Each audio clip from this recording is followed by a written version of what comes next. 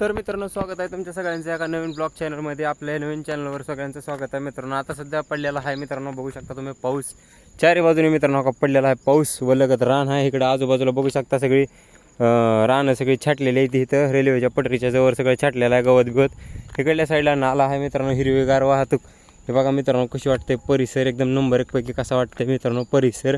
आणि मित्रांनो हे पल्लीकडून कोणतरी काळू डुक्कर आपल्याला यायला लागले, काळा कुत्ता.